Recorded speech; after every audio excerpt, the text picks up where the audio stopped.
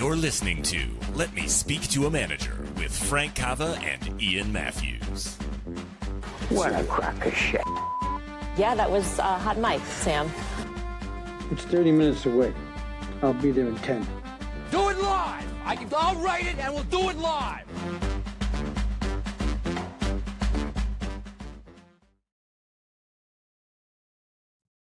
Frankie! Ian, you son of a bitch! Frankie are talking about the NFL draft. This is our favorite time of year to get excited and talk about all of our favorite teams and how we might be slightly better this year, but we never actually make it happen. So I have a funny story for you. So if you have a problem with this, please take it up with my wife. She's a card-carrying liberal, but this is the way that she describes herself. When it comes to sports, she goes full retard. That's how she explains it. Hey, so that word's in vogue again. That's terrific. Fine. Everything's fine. It's terrific. I have a different story for you that I'm not going to record. I'll tell you later. But we were at dinner on Saturday night, and my wife and I were talking, and I was like, I can't believe what's happening. And she's like, why? And Shedeur Sanders had not yet been picked when we were at dinner, or if he had just gotten picked, and he ended up getting picked in like the 5th round. And I was explaining this to her, and my wife, who's a linguist, goes, his name's Shedeur. And I said, yeah, his name's Shedeur. And I explained it's Deion Sanders' kid, all this other stuff, which I'm sure Ian will give you a better intro in a minute. My wife goes, Shedeur? And I said, yeah. He goes, do you think Deion looked at Shedeur's mom and goes, Shedeur? And that's how he came up with the name Shedeur. Oh my God, that is absolutely something your wife would come up with on the spot. That's fantastic. She goes, you haven't thought of that? Like every time you hear his name, I go, no, it never occurred to me, not even once. Shedeur. For being such an intellectual, your wife is an incredible freak. That's unbelievable I've literally heard his name thousands of times over the last 3 years. Never once thought of Shedeur. That's pretty good. Within seconds, that's all she could think of. Shedeur. Yeah. Man, Shedeur. That's pretty good. So who Frank is talking about to the non-initiated in the football world, Shedeur Sanders is a quarterback who has played in college football for the past several years and been in the public eye. One, because he's very good at football. There's no doubt about that. But more than that, there's a lot of college quarterbacks that have been good at football. He is the son of legendary football player / baseball player / coach / big media personality Deion Sanders, who we have done an episode about before. He's the Hall of Fame football player who also is one of only a handful of people in history who have played both baseball and football, but really kind of a bigger than life personality who has created a whole persona around himself of primetime. If you're roughly our age, the people who come to mind who are similar, Jordan's kind of in his own category. But if you kind of think about it, like it was Bo Jackson and it was Deion Sanders when you were a kid. Like those were the two guys. It was just like they were both must-see TV. They both had similar parallel paths. They both played professional football and professional baseball. But Deion actually, he played a less rigorous position. He played cornerback and outfield. So Bo had more wear and tear in his body. So he had a longer career. He literally played cornerback at 37 years old in the NFL, and he was playing in Major League Baseball until he was in his mid-30s. So just incredible. And then he did one of those things where he pivoted hard, right? He was a professional football player, professional baseball player, the only person to play in the World Series and a Super Bowl.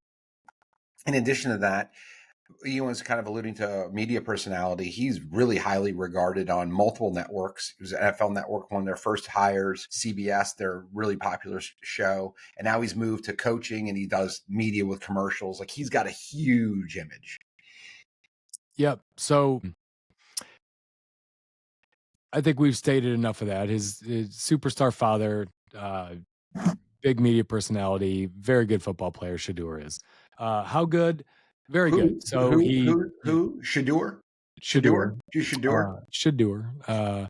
So Shedeur finished as a finalist for the Heisman, I think a couple of years ago.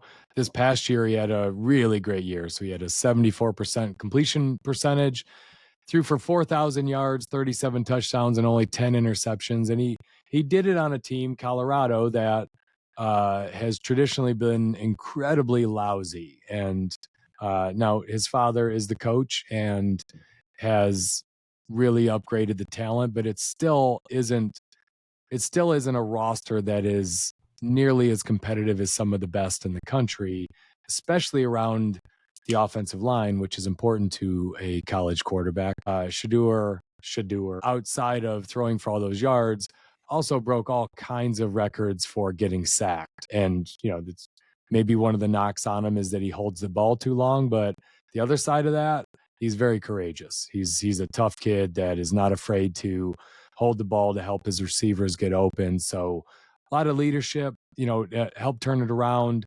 A couple different programs. That's been the argument around him, but a solid college quarterback. But this is going to be the crux of this story that we're about to tell you.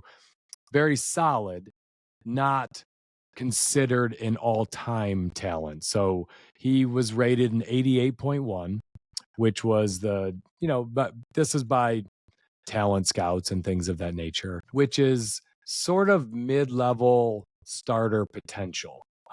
Comparison wise, he graded out close to a fella by the name of Bo Nix, who last year was kind of thought of as a mid-level, okay prospect, right? Just will be fighting for a starting position, could be a backup for a while before he gets it, or if he went to a place where there are no good quarterbacks, might start, but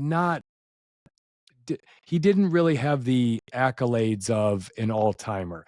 In this particular draft of athletes that was coming out this year in 2025, he was considered one of the best.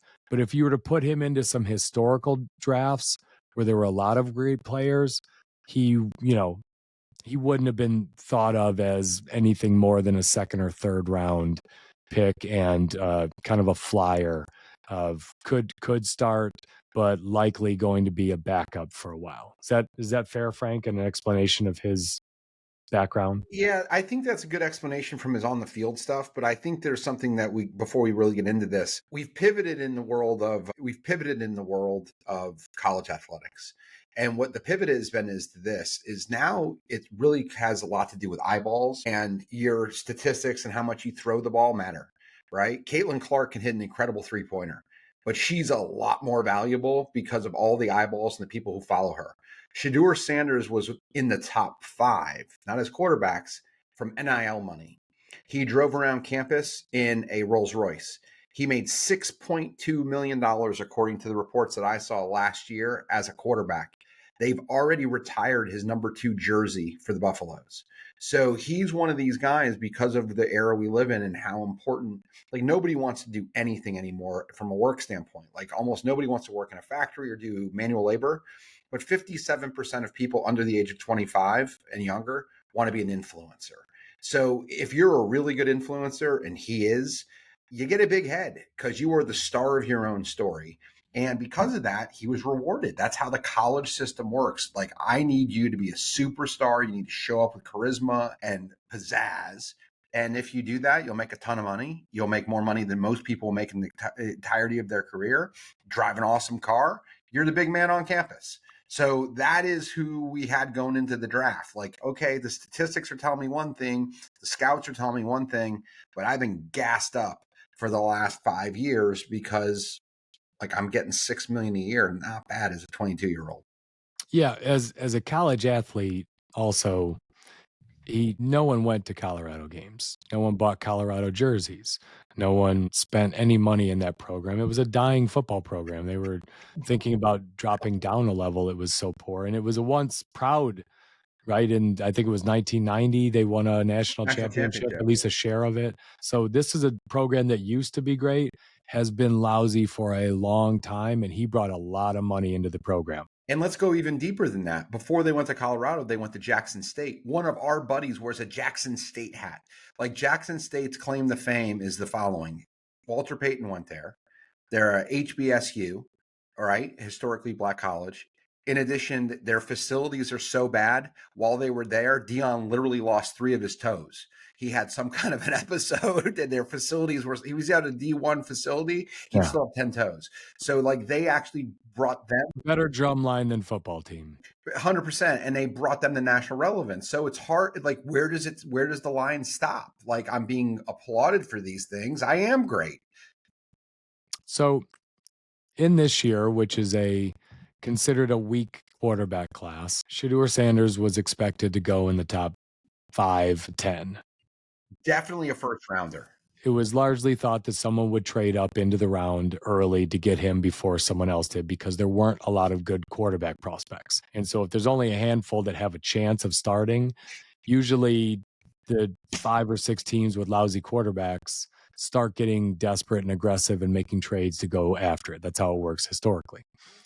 But this year, 10 picks went by, only one quarterback taken. And then you start getting through the round, and other quarterbacks other than Sanders start getting drafted. People that certainly weren't graded as high, but at first when it's happening, it's like, oh, okay, that guy was still pretty good. And I could see that comparison. I could see why they would want him. And then another guy would go and the announcers would try to explain that away. But it starts to get to a point where you're now in the second round, third round go by. He's not been chosen. And there's 32 picks in each round. So let's stop there for a second. The way they used to do the NFL draft is they used to do the first and second round together, and then the third through the 7th round used to all be in a separate day. Now they've turned this into just an absolute spectacle. 400,000 people. Like literally, I showed this to my wife and she couldn't stop laughing. Like people were dressed up to watch someone's name be called. It wasn't even a sporting event. It was literally just like hundreds of thousands of people go to this thing. And it starts at 8:00 at night on Thursday. So it's a work night. So like I fell asleep. I don't know how your experience with this was, Ian, but like I expected him to be drafted. Him and Travis Hunter, they were teammates at Colorado, were 2 of the guys I was really excited to see where they would go, who was going to pick them. And I fell asleep like 6 picks before the end of the first round. He hadn't been drafted. So like I woke up at like 3:00 in the morning and I turned my phone on when I went to the bathroom to see where he got drafted. I'm like, holy shit, he didn't get drafted. Like this was massive, massive, massive news. And to a point like a shock, if you will. And if you go back and look at famous examples, my favorite quarterback, there's stuff all around my office with him in it, is Dan Marino. Dan Marino went to Pitt, came out in 1983, the same draft class as Elway. And it was rumored that Marino had cocaine problems. It was the 80s, Miami Vice. Turned out to be more than a rumor. But he ended up being a Hall of Fame quarterback who slipped and drafted all the way. Still had cocaine problems in Miami. There you go. Went all the way. He was more banging different people than coke back. Plenty of cocaine though. Yeah, all right, maybe. And then Aaron Rodgers is another famous example. I'm not judging. I'm just stating facts. It's been 40 years. Let it go, Frank. You don't need to defend him anymore. Aaron Rodgers is another guy who they thought could be a top pick who dropped to the end of the first round. But then there's guys with character concerns and there's health problems who you think are going to go early. But literally, when you think someone is a top 5 blue chipper and it turns out they aren't, it becomes major, major news to a point where 2 guys that talk about business are talking about it because there's a lot of business parallels. Yeah, it is highly unusual for someone to be projected to be drafted in the top 10 to fall into the second round. And then when it goes second to third to fourth, it's major news in the world of sports. People are, you've got all these talking heads that are losing their minds. And some of it is ego driven because they were the ones for weeks before saying he should go in the top 10. No, they're not. There must be a problem. Teams must be idiots. There must be something else going on. And people start searching for answers of how could this be happening because no one predicted it. So they don't look smart anymore. In addition to that, it's different days, right? So if you made a mistake on Thursday, you go to bed, you stop working, you start thinking. So Friday, you start positioning yourself to get into the second round of the draft because there's a second and third round on Friday. And the fourth and fifth, the last 3 rounds are on a completely different day. So teams get to regroup like, oh, this, I didn't understand. If you go through going to bed twice and a top 5 guy is still on the board. Like ESPN's coverage had him as the number 1 prospect for 143 picks because literally their top analyst thought he was going to get drafted that early. And it was for 2.5 days he was still available. So this then pivots us into what the hell happened. What the hell happened? Everyone started searching for answers. And yes, there were 600,000 people in Green Bay, which is interesting, but cute, but nowhere near the record 800,000 that were in my hometown of Detroit the year before, because we have better fans, we have smarter fans, and we have a much more interesting city to go see. I was watching the draft. I watched. Hold on. You can't make that statement and just keep bulldozing your way through here, Shedeur. So the population of Green Bay is 150,000. The population of Detroit is 4 million. So literally 20% of your fan base showed up, and 400% of theirs did. And boy, did their fan base look like. I can't think of a place in the world I would want to be less than Green Bay for the draft. It's effing cold. These people are wearing gloves and wool hats in late April. They all got their Green Bay jacket. They got camouflage because they just came from hunting deer. These goddamn rednecks in Wisconsin. There's not a freaking person of color in the crowd. There are 600,000 redneck ass Wisconsin fat asses sitting around eating fried cheese curds and drinking beer and chanting "Let's go Pack" for 4.5 hours.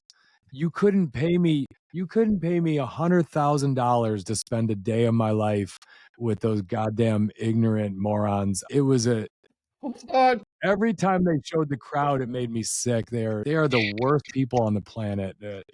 If you're from Wisconsin, I'm sorry if this offends you, but I'm really not. I don't like all our loyal listeners out there. This is such an incredible scene. Benny Hinn became our DEI director. Here, let me speak to a manager.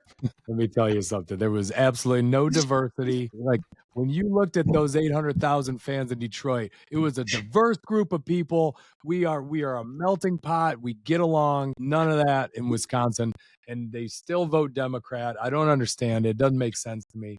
Regardless, you touched a nerve there, Frankie. So anyway, Sam does not get drafted until the 5th round, and so he gets drafted second as a second quarterback by the Cleveland Browns. They had already taken a quarterback who was largely thought to be a backup at best. And then they take Sanders afterward. It's come out afterward that the owner kind of forced him. I don't know if you've seen videos of the draft. I have. The coach and GM look like they want to throw up, like they're pissed off that they got forced to take him.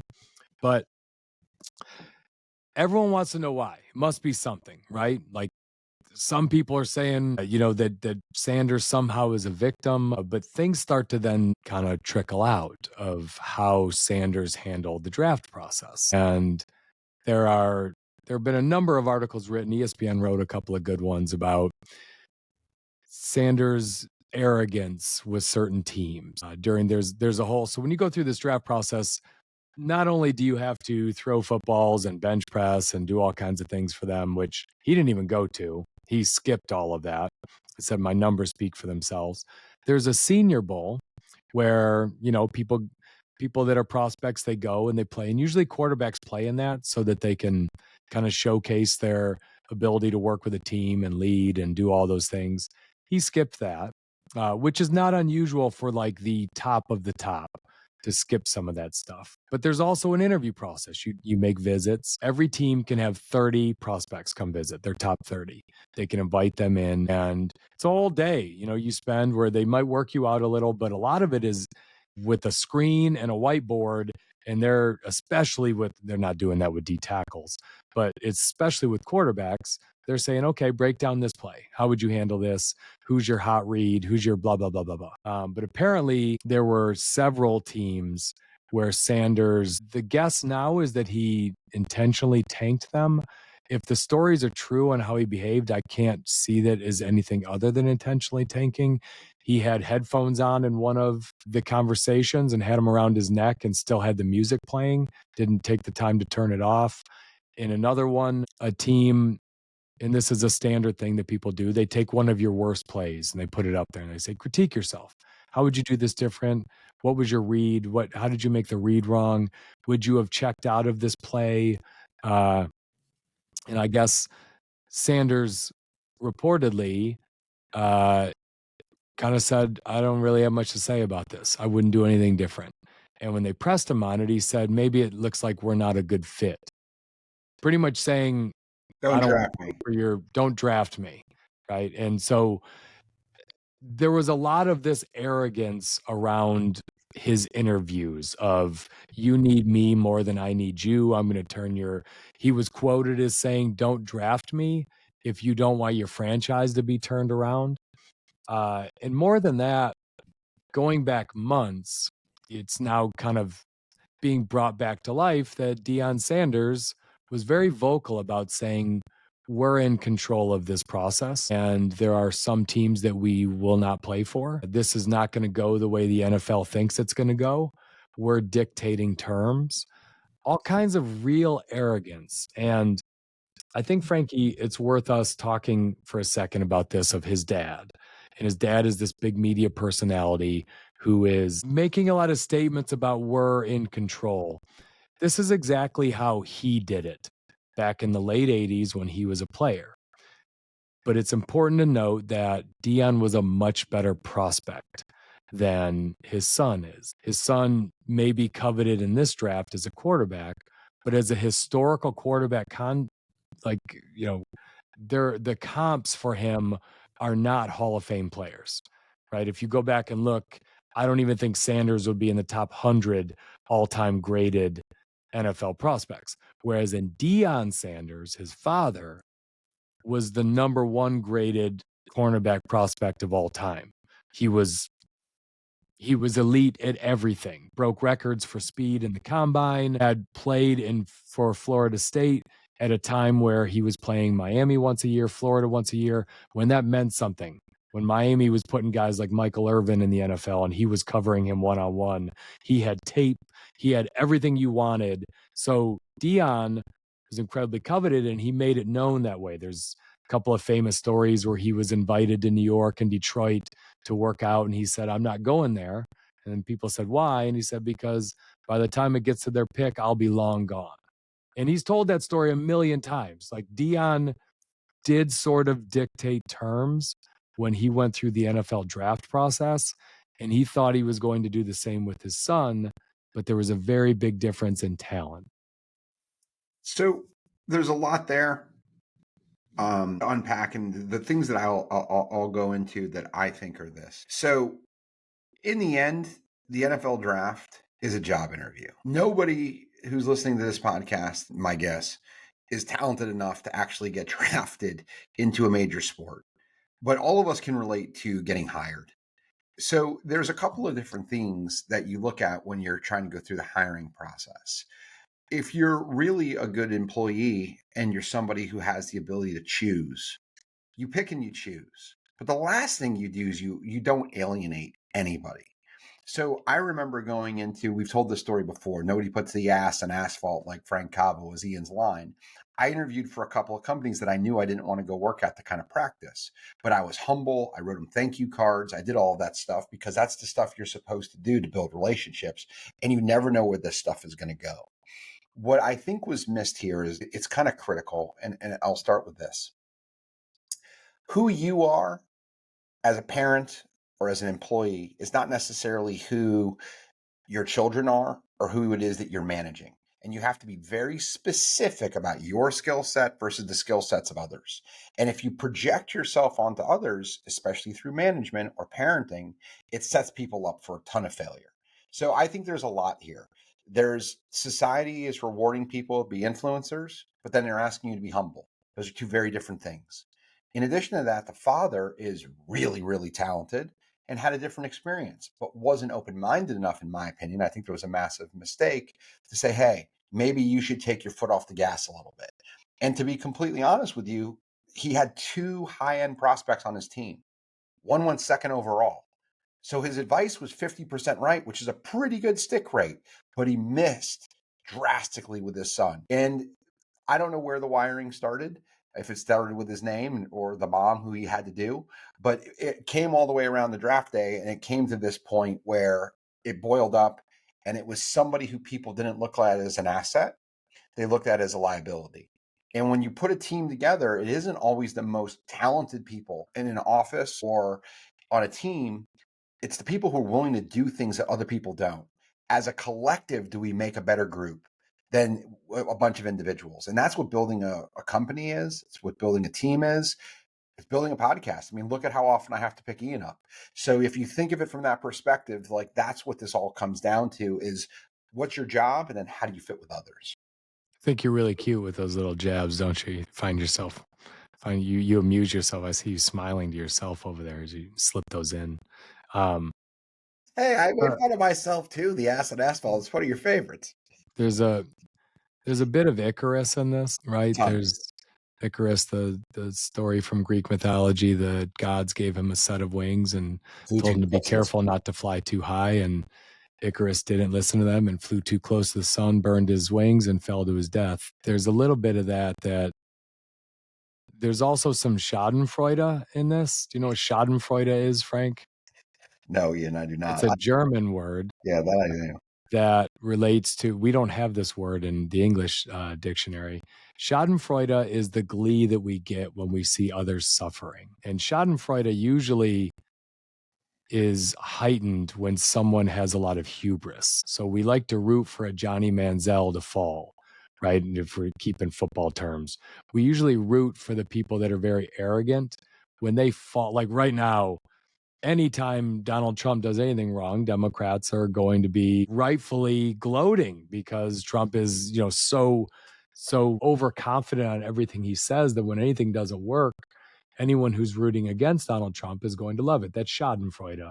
And I think there's some of this with Sanders, partly from him, but more probably from his dad and some of the things his dad has said that, like Colorado, just the Colorado program, Frankie, we've talked about this, very polarizing, right? Because Deion is so full of himself and so arrogant that you either are rooting hard for him, Where you hope they you are loving it when he gets their ass kicked by yeah, Oregon by 50. You want to right. see it by 70, right? So there's a little bit of some of that if you're going to be incredibly out there and overconfident, you better be willing to back it up. But other lessons that I take away from this is one, be careful who you get advice from, right? Obviously, Deion has been acting like Shedeur Sanders' agent, right, as his father. And I think a lot of the advice he gave him was based on his own personal experience.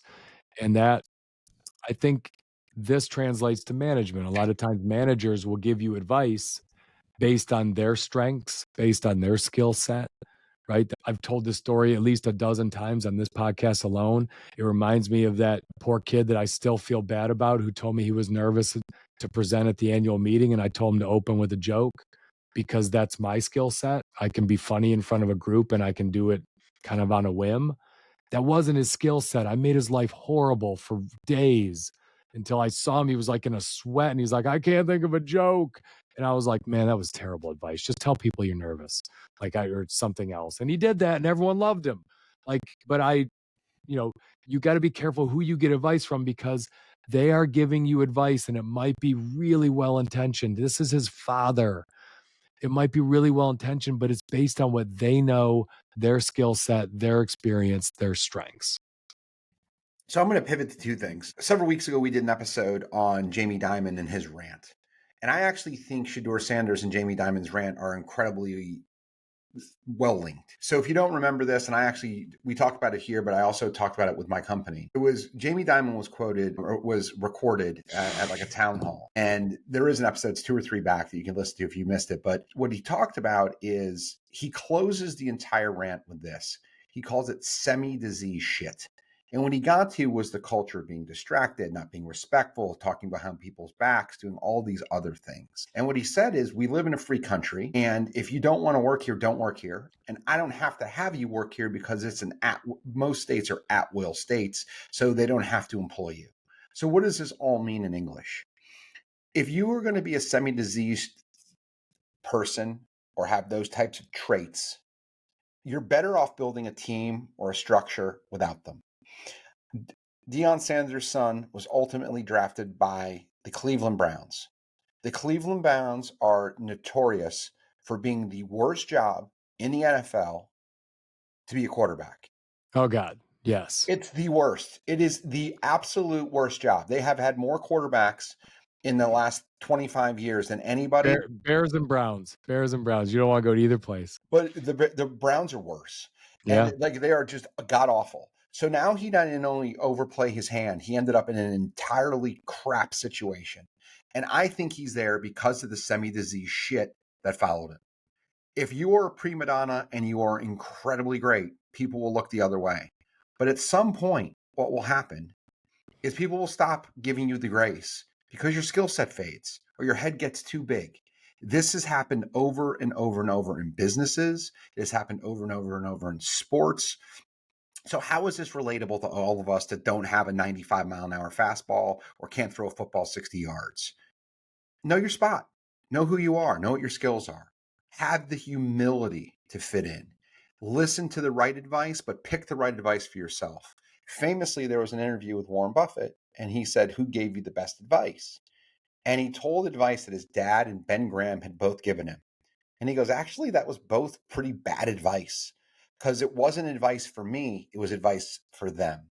So you have to know how to distill these things down, and you have to be strong enough to say, yes, this fits for me, or no, it doesn't. So I'll let you go on that. And then when we get to the wrap, I have something else that's different. Along the lines of what you're saying, though, and this is not something that you need to go to Harvard Business School to recognize, no matter how good you are at your job, be humble. Like, just be humble. It doesn't matter how good you are. If someone offers you a pay raise, be humble. If you have a chance to interview for a new position, be humble. If you're in interviews with another company that needs you more than you need them, be humble.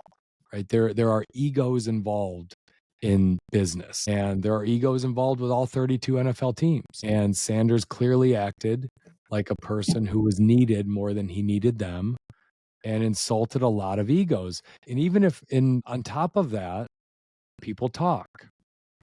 He might have been rude in only a couple of interviews and he was great in 5 or 6, but they're all talking. General managers talk amongst themselves, executives talk. This stuff gets around.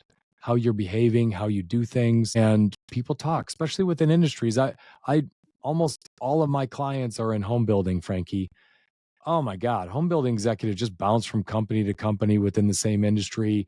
It gets around if you're an arrogant schmuck. It gets around if you're a crappy team player. It gets around if you're lazy, these things get around. So you can never go wrong with being humble. You can pick your spots with when to be arrogant and when to have a big ego and go after it. And maybe you can get away with it. But if you're going to do that, you had better have the goods to back it up. You had better be incredible at your job, and you had better produce, because the harder you negotiate, the more arrogant you are in a negotiation, the higher the expectations are going to be on you and your performance, and the less leeway people are going to give you than if you'd have just done the same thing but done it humbly. What is that word that was in Mein Kampf that you referenced earlier? Schadenfreude. There you go. So this is how this Not goes. in Mein Kampf. Oh, Not there in we Mein go. Kampf. I've never read it. So here's where I want to pivot this to kind of close this out. So when people come to me for interview advice, one of the things I always tell them is this: interview gold is taking failures and talking about how you made them into successes. How do you take a series of weaknesses and turn them into incredible positives? So if I use the NFL draft, a first round draft pick versus a 5th round draft pick, it's probably the difference of about 60 million bucks, something in that neighborhood, 40 to 50 million bucks. If you're a number 1 overall pick versus a 5th round draft pick over 4 years, it's 50 to 60 million. But if you can make it to a 2nd or a 3rd contract in the NFL, it's worth hundreds of millions. Tom Brady literally made like almost $500 million.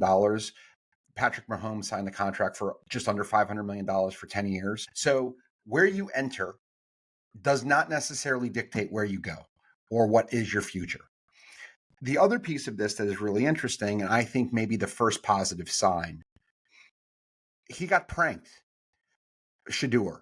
Yeah. There was the defensive coordinator for the Atlanta Falcons' son somehow got his phone number and pretended to be a general manager from a different team. And the same guy who was incredibly arrogant. It went viral. This prank call went viral where Sanders thought he was getting drafted, and then he said, "You got to wait longer," and laughed. Yep. But this is what Sanders did. This is the silver lining. He said everybody makes mistake and he deserves grace. And the reason I think this is an incredible way to kind of bring this full circle is while he was going through this incredible embarrassment, he had the sense to realize someone else made a mistake. And what I will tell you is this. I actually think he ended up in a pretty good spot. I don't think he would redo this if he had the chance to, but he had a major failure and problem. It was a process problem. It was a overconfidence, listening to the wrong people. We have all been there. But the successful thing that will dictate a second or a third contract and what we can all use is take that experience and turn into a positive. I made mistakes. This is what I've learned. This is what I've done different. This is how I'm going to incorporate these things into my everyday now. And this is who you're going to see show up. And if you can do those things inside of your business, and if he can do these things, I think he could be the first successful Browns quarterback in a quarter century because he's got the talent, he's got people around him, and now they are actually set up because of some trades they made to be incredibly strong, not only this year, but next year. If he becomes who we thought he was and not a fifth rounder, he could be in a place where he could flourish. But you have to have the sense to say, okay, that flopped. It is time for a hard pivot. And hard pivot. That's really well said, which is surprising probably to all of our listeners that you were as eloquent as you were as long as you were speaking. I think what you're bringing up, you said this a couple of episodes ago with your story from Charlie Wilson's War. We'll see. We'll see. We'll see, right? Because there have been stories before of people that you hoped they would get humbled by the NFL. Johnny Manziel was a Browns quarterback, right? Deshaun Watson was a Browns quarterback. They did not learn from their mistakes. They did not humble themselves. They dug in. They put Ryan Leaf could not humble himself. His ego was too big. He never did it. I am really hopeful because I really like Shedeur Sanders. I think it's cool what he did. I like the family. I like the story. I want to root for him. But we'll see. I'm definitely rooting for him because now he's been after Schadenfreude comes. It's fun to root for a comeback story. I love a comeback story. That's Americans love comeback stories. People will get people love Baker Mayfield right now. He had hubris, flew too close to the sun, was in too many commercials, had a couple crappy years. He's come back in Tampa. People are rooting for him. He's a fun guy. He's cool. 100%. It's fine once you've been humbled. So can he humble himself as he goes through this? And the only thing I guess I'll also just leave is your background, your talent, your production, the things you've done. Those are all really important to landing a big job, to landing a big gig, to landing a big client. But every organization has non-negotiables, and they all really care about their culture. There's not a company I know that doesn't care about their culture. I do. Frank does. Big companies do. Small companies do. And if you can't show them that you can demonstrate the behaviors that are important to their culture, it doesn't matter how good you are. Your talent will only go so far. It is not worth it to them. And the bigger the company, the less worth it is. So the more they try to protect their culture. And so being able to kind of read that really quick and figure out what it is, what kind of questions are they asking me? What is the culture? What are the non-negotiable behaviors that this company has? That's how you land the right roles. That's how you make more money. And I'll just leave it with an interview. How you act in one setting is a tell for the company on how you will act in any setting. And so by Sanders acting arrogant or not willing to talk about his mistakes in an interview in a green room, how's he going to handle it in the quarterback room after he has a bad day with 2 interceptions and the Browns have lost and the coach is saying, look, buddy, this is on you. You got to get better. Is he going to argue with him or is he going to be coachable? Because if you can't be coachable in the interview process, you likely won't be coachable as our quarterback. And no one is going to make $100 million decision, like Frank just said, on someone who isn't coachable, no matter how accurate your arm is, no matter how good of a quarterback or an athlete you are. If you are not coachable, you are not for us. If you ask me, what would you hope happened the first day that Shedeur Sanders showed up at the Cleveland Browns facility, I would hope he asked something along these lines. What did I do wrong? What can I have done better? What do you expect of me going forward? Those are things that show humility, they show self-awareness, and they show an ability and an understanding to seek the approval of those you must impress. If I heard any one of those derivatives, that is the kind of thing I'd be like, we might have something here. Because that means you've taken a hard smack to the face, you've immediately processed it, and you've looked at it in a way that we can move forward. And that is something that we can all deal with in every walk of life, in every business, in anything that we do. We're all going to make mistakes. And as quickly as you can get to the fact of admitting the mistake and asking for feedback to get over the mistake and get better at it, the faster you're going to get to something that is workable inside of a company culture. Everybody can overcome a problem if you approach it the right way with humility and you're asking and seeking for advice to get better.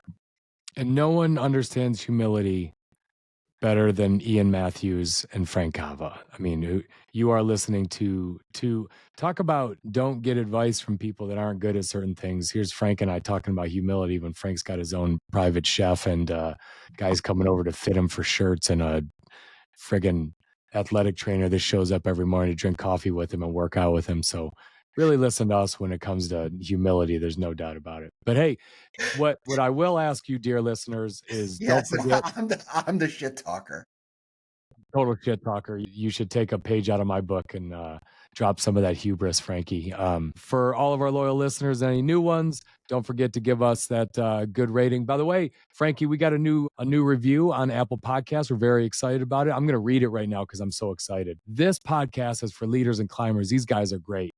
Frank and especially Ian. It doesn't say especially. It's editorial. That's editorial.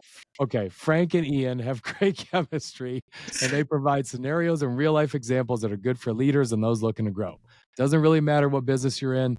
This podcast will definitely give you some perspective, especially if you listen to Ian. Really nice. Whoever left that, really Mom. appreciate it. Love Mom. Love Mom. They signed it Movie Hack, which I don't know who that is, but whoever you are that left that, we sure as hell appreciate you. If you haven't given us one, we read them all and they mean the world to us. We appreciate you all. Frankie, movie hack. not as much as I appreciate you, though. Hey, hold back a second before we close this thing. Movie hack, thank you very much. Ian and I did text back and forth. We were thrilled with the feedback. And we were talking about all this incredible German stuff. I need to bring up three things. A Stein. Incredible German stuff. A Stein in one word. That's all we've said in German. A Stein of beer, a pretzel, and some Wiener Schnitzel. That's how you're going to close this. That's what you got? I'm hungry. It's lunchtime. It's fantastic. Frankie, great to see you, buddy. Hey, I also, credit where credit's due, this outline brought to you by Frank Cava. This is now the second outline Frank has done this year, more than any he's ever done in one calendar year. And we got a third coming to you that he's already done. You're on freaking fire, dude. I'm really proud of you. I'm the Shedeur. You are the Shedeur of this podcast. Way to go, man. See you, brother. If you like what you just heard, and judging by the viewership numbers, you did, hit that follow button and leave us a 5-star review. It helps other people find the show. It lets Frankie and I know that, a few people are listening to this.